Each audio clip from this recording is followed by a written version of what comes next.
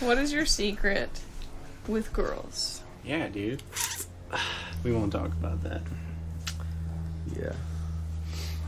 On that note...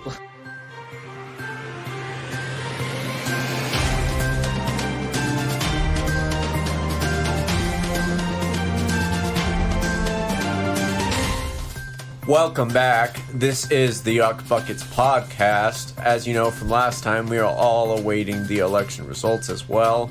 We are here with Jazzy J, Benny J, Allie Mae. I am Buck Yuckett. We have Aaron on the mic as well. Today we will be interviewing the musician Samuel Charles. The Utah-based musician Samuel Charles got a start when he was 12 years old, learning guitar, banjo, bass, and guitar to hone his skills. His music has influence from John Mayer, Avett Brothers, and Death Cab for Cutie. You can check out all his music on all streaming platforms. He has a new single out. Check it out. It's Casual Friends. Give it a listen. Welcome, Samuel Charles. Welcome Samuel, Zane. To our podcast. It's good to be here. So we all know Zane because, well, Nathan knows Zane because they played music together. Who the heck knew Zane first? Did you know him first? Through Ninth East? Yeah. Okay. Through Ninth East. Zane is the ex-boyfriend of one of my old band members, and he used to come around and hang out and play with us sometimes. When I left Ninth East, he took my spot on the drums, and when he started up his little doodly-doo band when he started up his Samuel Charles band, he invited me, Nathan, and Ben to play in his band. So I ended up on the drums, Nathan on the bass, and Ben on rhythm guitar. Rhythm lead of sorts. Rhythm/lead. Did you date Zane? Be honest. No, we just, never got the timing right, you know? It was he was into someone, I was into someone, or, I went on a study abroad, but we, the whole time. Drums, I play the drums. It started after you guys got married. Oh, that's when it all God. No, Zane and I never dated, but he and Nathan both have dated the same girl. That's a great story. Let's go into it. Just kidding. No. So they are good friends. Nathan and Zane are roommates, and then when Jared came back from his mission, Jared was a former member of Ninth East. Jared came and started jamming with the Yuckbuckets. So if you could change any part of our history, everyone's history together, what would it be? I don't know. It's been good. I don't want to change anything. Oh, that's good. Yeah. That's good. That's no Rugrats. It's been a wild ride the way it has been. You know? And I must say, when we went and got sushi at the restaurant and you asked us to be in your band, or to be your band, yeah, that was one of the worst meals I've ever had. You didn't like that sushi? I loved the sushi. but I'll tell you, but it was the company, Zane. No, I'm just kidding. It was fine. But you guys psyched me up because you're it's all you can eat sushi. So I was planning on what we did last time with that huge platter and all this food. Did we say that? I remember saying it was cheap sushi. No, you said it was cheap. Yeah. But you guys all wanted to share. I remember this. You guys all wanted to share the sushi, and he wanted a ton of sushi to himself. I was so excited. Annoyed that you guys kept eating his sushi. We showed up, and I was I can eat 10, 20 rolls all by myself. Oh my gosh. And you guys show up, you order 3 rolls between everyone, and we're eating it. And no. That sucks. That sucks. That sucks. Well, I'm not going to be in your band. It felt a little weird because, and you can correct me if I'm wrong, but I'm pretty sure you didn't like me that much because you were pretty annoyed that I was playing drums. Salty at you when you took my spot at Ninth East. Yeah, so I was a little awkward, but I asking you to play, but I didn't know anyone else that played drums. Oh man, that's unfortunate. Dude. Yeah. When was this? What year? Last year. This is July, last July. Yeah. The controversy, the tea that we got on here. Well, I remember around that time, I kind of saw both sides of this world. The side where Alice was furious about Ninth East, and then the side where everyone in Ninth East was just jamming. And not very happily, but, not very nonetheless. Happily.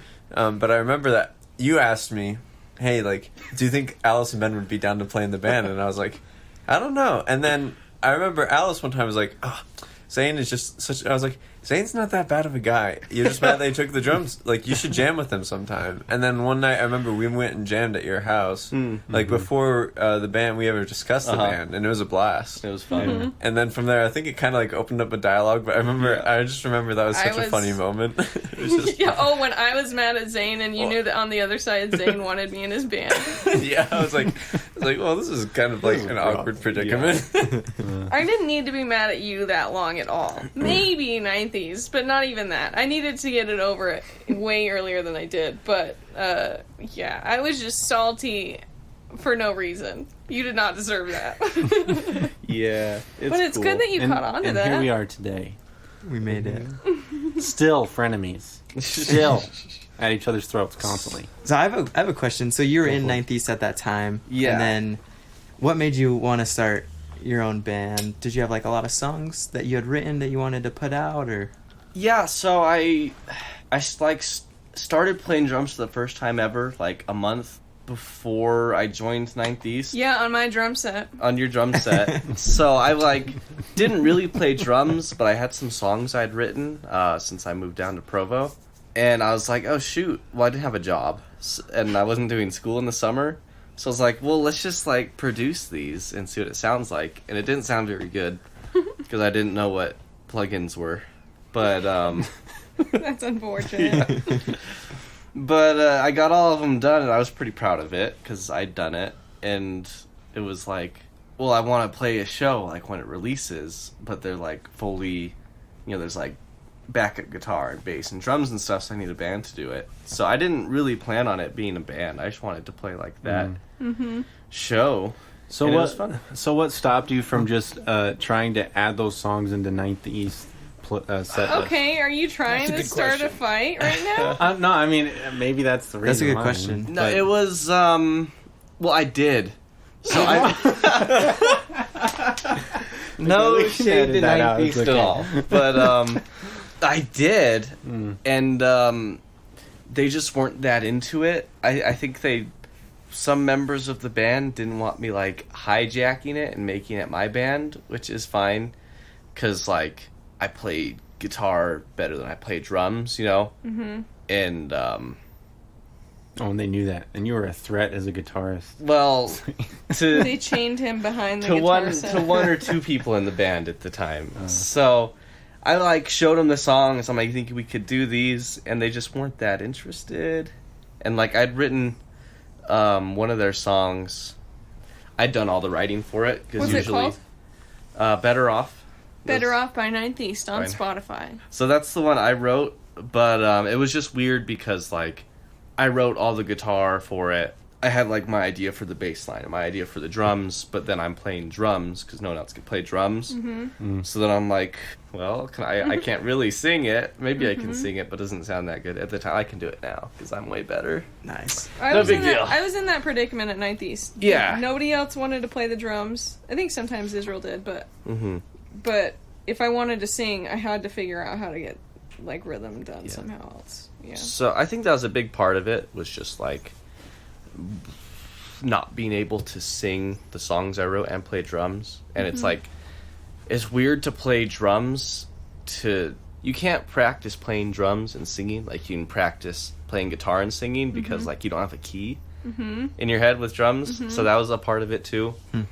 But I think most of they just weren't interested in my stuff. They want it to be Ninth East stuff, which is fine. Yeah. Ninth East always operated on writing songs together. We didn't ever like do someone's song. So I remember watching Bohemian Rhapsody and being like, they're fighting over whose songs make the album. Like, this is a thing for bands. Yeah. I thought that too. And so now it obviously makes sense. But so we're here in Aaron's house. Hello. This is Aaron. Aaron is our sound guy. He produces all of Zane's music now, right? Yeah. Zane produces himself. Well, Zane I just hit the produce- record button. Oh, that is not fair or no, true. that's not fair. In the slightest, Aaron. But tell us a little bit. So Aaron has recorded some music for us, and he records our podcasts for us. He's up here in... Is this Murray? Yeah. Yeah, we're in Murray. He's up here in Murray, and he's... what do you do, Aaron? This. I'm actually disabled. I have some weird disease that keeps me from doing anything, so I put the studio together to keep myself busy and progress. That's excellent. Yeah. And this studio is cool. I mean, he's got this giant drum set in his front room I with know. more That changes pieces, more pieces on it every single time we come. But Aaron's got a few clients. If anybody ever wants to produce, I recommend reaching out to him. Where can they find Aaron? So I know you're on Facebook under Dreamwalk Home Studio. Yeah, that's about it. And then, I mean, you can listen to his recordings on YouTube of our podcast also, or Zane's recordings. Ninth East's EP was recorded here as well. Yeah, I wish we could redo some of that stuff. Well, that one is like the full Aaron experience because Seth did all the mixing. That's true. And like a lot of the drums, it was just, I mean, you record with like the drums with like a million channels. And it was a little he told me it was a little overwhelming to try and mix 30 channels. Oh, so he just removed most of them. That's okay. So, which is fine, but like, Yeah. your mixes sounded, with the drums mostly, were just like way fuller sounding. Yeah, So the Ninth East ones were recorded here, but like it's not exactly here. If that makes sense. Got it. That makes sense. And he did get a job mixing. He did some things that I wouldn't have done, but some things better than I would have done. I was impressed with how fast he learned everything that he did. Yeah. He learned a lot really fast. It sounds Who's this good. again, Seth? Seth. Yeah, he's I've heard some of his lots of recordings. talent. He's very his good. stuff sounds good. Check out Ninth East on Spotify. 90s on Spotify. I just want to redo those guitars, and they'd be worth it because the songs are great. They're fantastic. It'd be fun. We'd be down. So, I've got a question for you. I kind of want to dive into your songwriting. Okay. So, the first thing that impressed me about you when we started playing music together was how quickly you could put songs out. Because we jammed together, and then the next time we jammed together, you had like 2 or 3 more songs that you started teaching me to play. Yeah. And I don't know if you had them written already and just hadn't showed them to me or whatever. But I was, because that's my struggle is I have the same riffs for years and never actually do anything with them. I see. So to see you just pump out songs like that. So how do you do that? How do you stop? Because I have a strong critic in my mind that stops me from putting pen to paper and finishing a song. Right. How do you get through that critic? Honestly, it's just like... Or use it to your advantage. Just write, and stuff is gonna suck when it sucks. And when it sucks, don't use it. But, like, you gotta put it down anyway to see if it sucks or not. You know? I've found that I'll write songs in, like, periods. I'll have, like, periods of time where I'll write a lot, and then I'll have, like, a break where I'm not writing that much. So, like, my songs, Steady and Settle Down, were both written over Thanksgiving last year. And, like, I wrote both of them at the same time, and they kind of have the same vibe. They do. They do. I mean, I would describe them as, like, I play sister songs. the drums exactly the same for them. Yeah. But I like them uniquely. You know? Like, they sound similar, but they don't sound like the same song. I mean, they're in different keys, and but it's the same, like, Harpy and Addicted Past were written in the same, like, week, I think. So I've kind of done that, but it's just a matter of writing every idea you get, and some of them suck, and some of them don't. Just let it come out. Yeah, and I don't know, usually my stuff is written, like, at the same time. I'll be playing a riff, and I'm like, oh, this is cool, and then, like, a melody will come, and then, but there's some songs I have, like, the music written. I'm like, I don't know what this song's about yet. Like, Stormy Weather is another one I wrote. Is like, I had that riff written for months, and I couldn't figure out what it was about, you know? It was finally, like, eventually, like, okay, I think I've got it. But it just takes time, in my opinion, for me. I mean, you guys were talking about that earlier. It sounds like that's a new song. Hasn't been Stormy recorded Weather?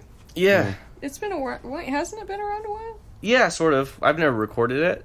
Yeah, Maybe I was gonna that's say why it's it not on the feels, like, it's not on unfamiliar. Spotify. And we haven't done it that much, because it's like, I don't know, we just haven't done it that much. Yeah. I think it's a cool song, though. Is a good It'll one. be on the album that's coming out. Zane has or Samuel Charles has an album coming out. When? Is your middle name Zane? No, it's Samuel. So it's Zane Samuel Charles. Oh, okay, So, okay. Yeah, Samuel's a family name that I really like. Nice. Okay, cool. I wanted an excuse to use it. So when's your album coming out? Hopefully by the end of the year. We're recording some more this weekend. Almost done. Almost done. Yeah, we finished drums hopefully. So we're gonna do bass and then I'll do guitar. Are we up to 10 songs now? 11. I added one, so Hard at 11 work. songs. Cool. Aaron, I'm sure you've only spent a few hours on it. No, hell yeah. You know, a couple minutes here and there. But I get them mixed up too. I lose track. Me too. I do too. It's really bad because he'll say we're playing this song, and it's only when he plays the first few notes that I know what I'm supposed to be playing on drums. Well, I have a hard time remembering all of them too. So I was like, play a song. I'm like, okay, I think I know a song. Yeah. Steady and Settle Down are the ones, so. They're pretty similar. Yeah. But what's cool is throughout the years, seeing them evolve. We've done this the third time. Mm-hmm. We've recorded some of your songs. Yeah, well, we started like right after high school. My high school every year did a student arts fest, and so I played at that every year, and I'd get like a 15-minute set or whatever to play at. And my senior year, when I was done, Aaron came up to me. He was like, "Hey, man, I can record you." Yeah, I'm not a creep. Well, it's funny because I told my mom, I'm like, "Yeah, some guy said he'd record me at his house," and she was like, "I don't think Did you he should have do a that." That's not a trench good coat on? No, it was just a guy Plus he with has long hair. candy. Yeah. Moral of the day: if a guy comes up to you and says, "I can do something with you in my house," trust it. it. Trust Do it. You will end up Trust doing it. crazy things. Ask no questions. Get in his van. Don't ask questions. No kids are listening to this, I bet. I was actually in a band with a bunch of high school kids at the time. Mm-hmm. It was like Mateus. Yeah. So that's why you felt fine walking up to Zane. You're like, I'm around high school. And my kids were going to school there. Mm-hmm. Oh, that's the key. Yeah. If you want to be cool with the high school And I'm kids, like- have high school kids yourself. I know this is weird, but I'm just Yeah. going to ask. I mean, it was cool. I'd never thought of recording anything because, like, I didn't have any original music, Yeah. and I didn't for a few years after that. Yeah, it was cool. Nice. Yeah, you took a long break. Yeah, I did. Well, I started working full time. I stopped playing music a lot, like Okay. right after graduating. And That's so- amazing. So you've known Aaron for how many years? Dang, 5 Yeah. ish. Yeah, That is 5. awesome. It's longer than I've known Ben for. Yeah, dude. Yeah. We've only known each other like a year and a half, 2 years? Mm-hmm. Something like 3 years. that. I don't know. Let's talk song structure. Okay, Okay, Zane? let's talk about it. Because we were talking about it on the drive up here. That's one of your strengths, like solid strengths. That His song structure. song structure, man. I'm In saying what that way? because I say it's your strengths. I agree. In what Okay, I way do you won't think take it is? Like the way. So one of the things you said was like using silence. Yeah. Oh yeah, I do that a lot. I Yeah. You it's do, fun. and I've always wanted to have that come naturally for me, but I have to like be in the middle of writing a song and say I want to do something with dynamics for the simple sake of doing Right. it. Like when you're a really brand new songwriter, like I am, and like most of us are, you just are trying to get a few verses and a chorus, and yeah, words and a riff to sing over, and that's it. But you think more about like the song as an experience as you go on. Like something will start out quiet and you don't have the band playing. And Yeah. I mean, this is stuff you hear in songs all the time, but it's very different writing something like that. And you'll have like a moment of silence and then the band comes in. Or you'll have the band come in and then everybody cuts out. Or there's like a weird crescendo that goes away. What's the one? You say that I'm crazy. Yeah, the My Heart. Yeah, so And there's that song, and even since we learned it like a year ago, you've added a few crash stops that I literally always miss whenever we play it. It just means that you're paying attention to the experience of the audience through the course of the song, and you can feel what would be impactful to add for them. And I suppose that comes with just playing a song over and over as well. But your songs do come out of the bag having those qualities too. Well, So thanks. I don't have any questions about that. Maybe I do. Yeah. How do you do that, or why do you do that? Does that come from an artist that you're interested in? I was thinking about that because I was assuming that was going to be the question. Really? I don't know where that comes from. I don't know any artists I listen to off the top of my head that do that a lot. Because I kind of do that a lot, and sometimes like I think I might do this too much. But it might be it's probably partly from Dashboard Confessional. Okay. Like his first album is really, it's all acoustic and it's really dynamic. You know, he's got some songs that he's like screaming a little bit, and he's got some songs that are more, he's telling a story. I don't know where that comes from. That's a Good question. I'd have to think about that more. Well, I mean, if That's a thinking thinker. about it There's a kills the thinker. vibe, then don't think about it and just keep doing it. But I think I have a few songs that will have like a long guitar intro for like a whole verse or half the song. I think I got that from like old Death Cab for Cutie. Does that in title track on We Have the Facts and We're Voting Yes, that album. The first song, like the first 2.5 minutes of it are like lo-fi. When I found the album, I'm like, okay, old Death Cab, let's listen to this. And I turned it on. I was like, oh shoot, the quality sucks. And they do that for so long, and they like really commit to it. And then halfway through, there's like a second of silence, and then it crashes back in, and you're like, oh wow, And there's bass in my ears now. And oh my gosh, what? it's really cool. What's the song called? Title track. It's title track by Death Cab for Cutie. Title track, Check it out. yeah. In Jamie, pull that up. Jamie pulled that up. That's And awesome. It's a really good album. What a great idea Yeah. to do that with a song. So I think I took some of that in Steady. The first half is just acoustic. I think I got some of that's from there, and some of it's from Mom Jeans. Movember is kind of the same way. Yeah, I don't know where the crash stops all come from, but I there's mean- lots of them. Every song needs a good crack. Not every song, but I don't know, it's cool. It kind of gives you something to, I think, for the audience to think about. They're attention grabbers. Yeah. I feel like if you vary how the song is structured, it'll like kind of bring people back. Now I think that was something I took from high school choir too. For Madrigals, we sang a lot of songs, and when you have like a madrigal choir of say 10 people, and you can all follow the director really close and have those really strong dynamics, that's probably a part of it as well. yeah, you just learned importance of dynamics. Mm-hmm. Choir will do that to you. Choir will do that. So let's talk music culture in Provo. Okay. And you don't have to agree with me. It's okay. You don't have to agree with him at all. I actually, I'm gonna steal this question. Go for it. This garage thing you're doing, and Yeah. what's going on with it? I mean, I almost don't want to promote it because if too many people come, then it's gonna get shut down. But Right. That's true. No, I mean I want more For all the people there. thousands of people that listen to this. okay, I'm just saying. Like last night, we were like, "Ooh, there's a lot of people in this garage." There was a lot of people there. Yeah. It's Calvin's fault. He's got all his friends. Yeah. Popular dude. Darn you, It's Calvin. cool. Yeah, what did you have in mind for that thing? Why'd you do it? Sorry, It's you're doing acoustic nights Mhm. in your garage in my garage. in the middle of Provo every other week on a Thursday, and anybody can come and be in it. They just have to reach out to you, right? Yeah, that's it. I think some of it is from there's these videos of a band called Rat Boys that I like. It's like an indie band, and they did these live songs, I guess, and it's like acoustic, and you see it, and it's just like sort of low light, and it's not a big crowd, but you could say 40 people, and they're all packed in there. And they're kind of sitting down on so that's kind of the vibe that we've ended up with. I think that was part of the inspiration for it. But I think some of it is just like Juice Jam. Is another venue that's down there that kind of does the same thing, but with full bands. And I don't exactly have that space. We could make it work, but it'd be like obnoxiously loud in that garage. Totally. If we did full band stuff. But once COVID hit, there weren't any shows anymore. And I have all this nice like live sound equipment. You know, I got a mixing board and a pretty powerful PA.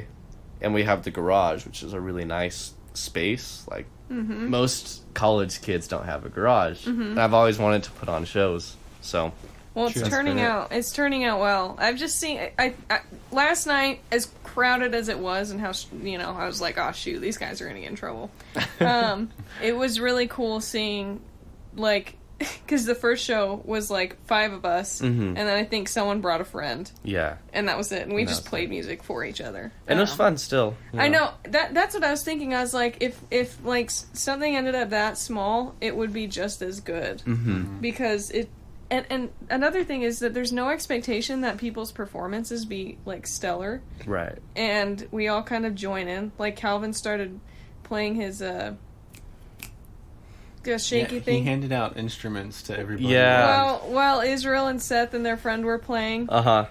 and it was just cool. Like was fun. it was really chill, not like competitive or stressful for any of the performers. I don't think Yeah. it was great. No, it's cool. And that's Yeah, there's like some shows you'll go to and you try and talk to the other bands and they're like, don't want to talk to you because you have like 50 followers on Instagram. Speaking from experience.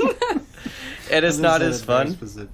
And not everyone's the same way. You know, I've like done shows with bigger bands that have like 1,000 or 1,500 followers and they'll be super nice. We'll go get food after or something. But How do you make friends, Zane? Teach me your ways. I'm not very good at it.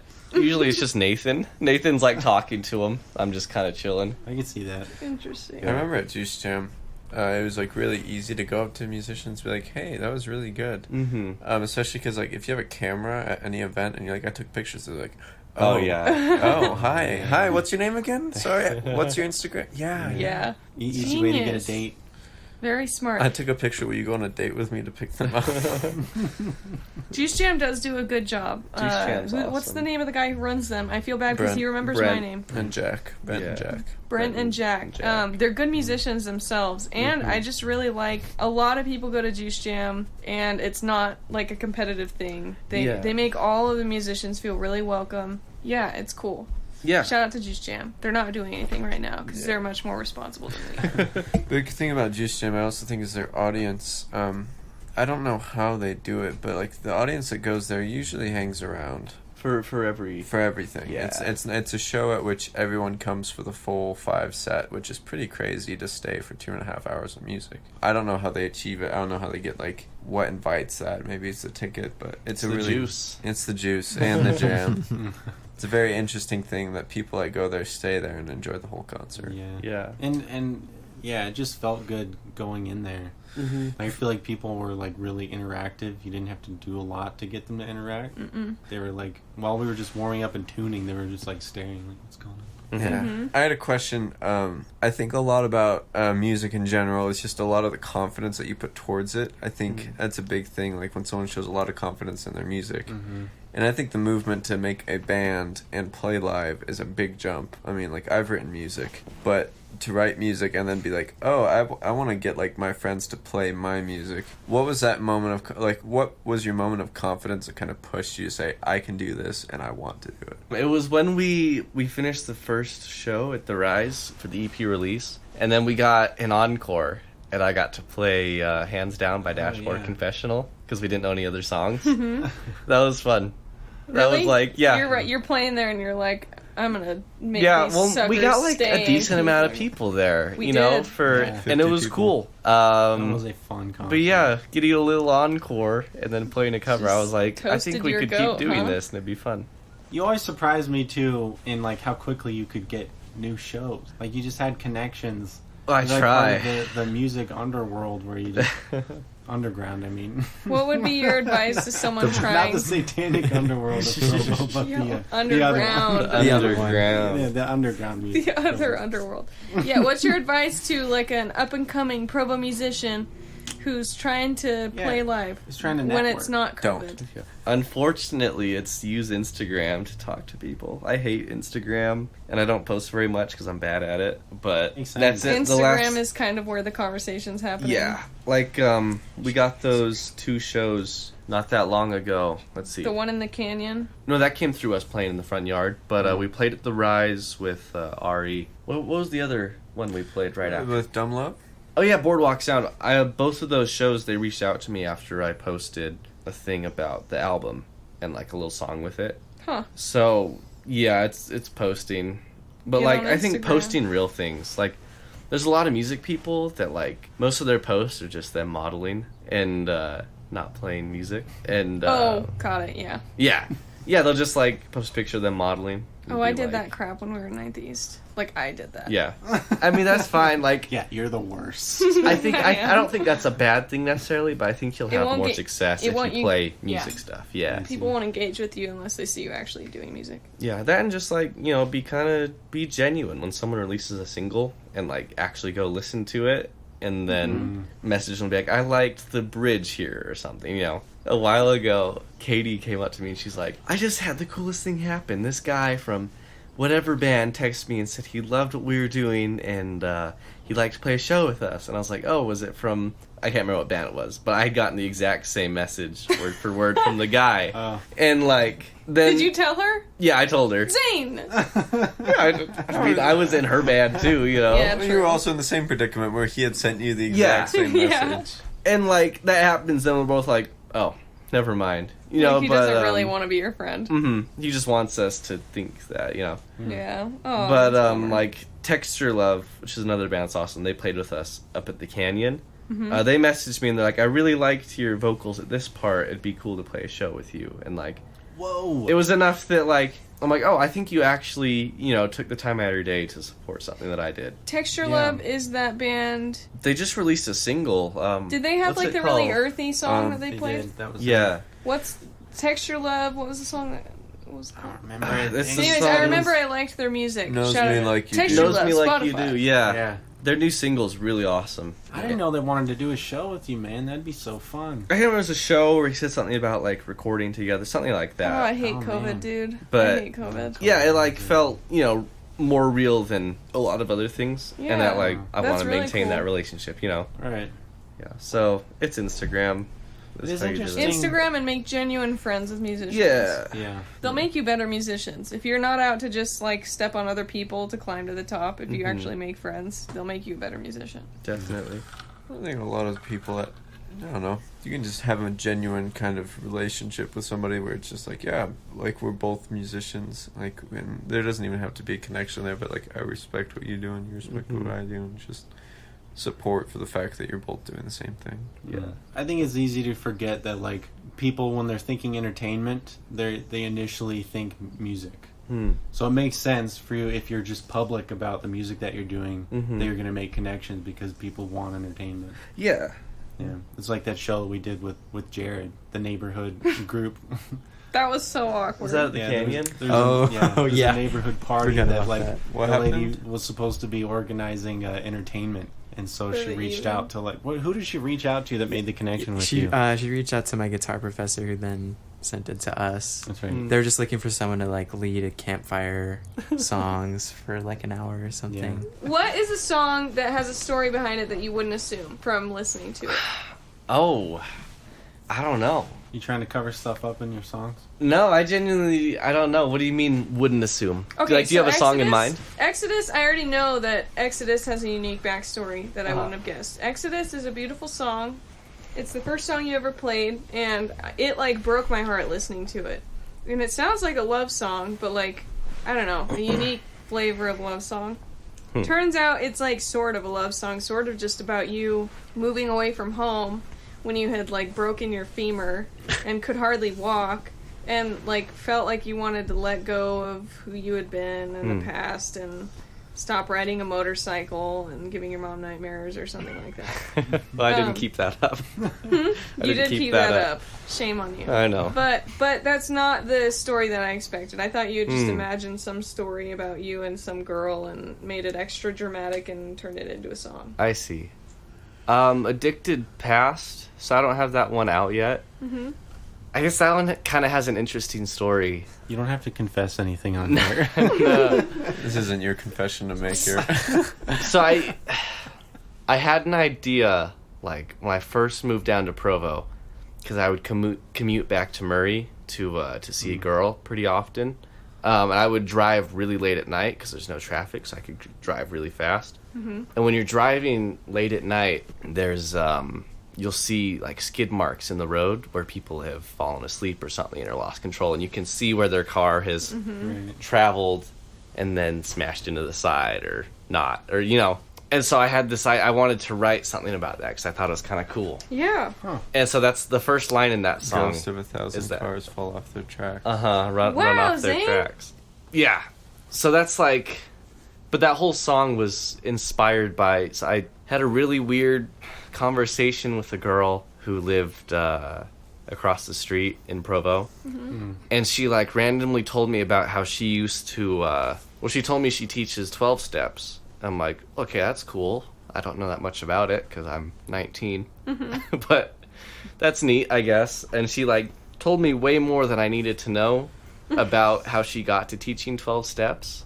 yeah, and it kind of stuck with me for a little bit, and I felt like I got this new perspective on that I wouldn't have otherwise.